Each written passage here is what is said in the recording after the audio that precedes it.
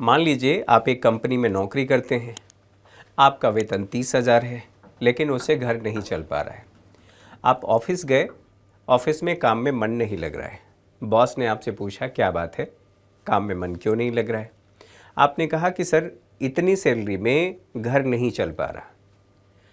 आपके बॉस को भी पता है कि महंगाई बढ़ गई है, यानी कि आप उनसे कहना चाह रहे हैं कि सर महंगाई बढ़ गई है, मेरा वेतन बढ़ा दीजिए।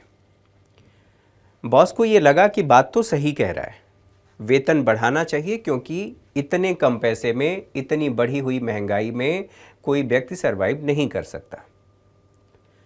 इन सभी सर्कमस्टांसेस को देखते हुए आपके बॉस ने आपकी सैलरी बढ़ा दी, यानी कि बढ़ा करके 30 से 35,000 कर दिया। अब आप क्या करेंगे? उस 35,000 रुपये का यानी कि बढ़े हुए अमाउंट से अपनी ज़रूरत की वस्तुएं जाकर के बाज़ार में खरीदेंगे, यानी कि और अधिक खरीदारी करेंगे। और जैसे ही और अधिक खरीदारी करेंगे तो हम इसको कहते हैं डिमांड बढ़ गया है।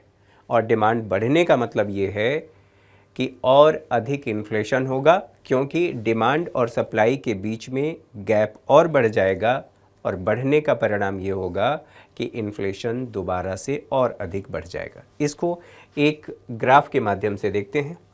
मुद्रास्फीति की दर पहले से ही बढ़ी हुई है और इसको ध्यान में रख करके आपने अपने बॉस से कहा कि मेरा वेतन बढ़ा दो, यानी कि मेरी मजदूरी बढ़ा दो।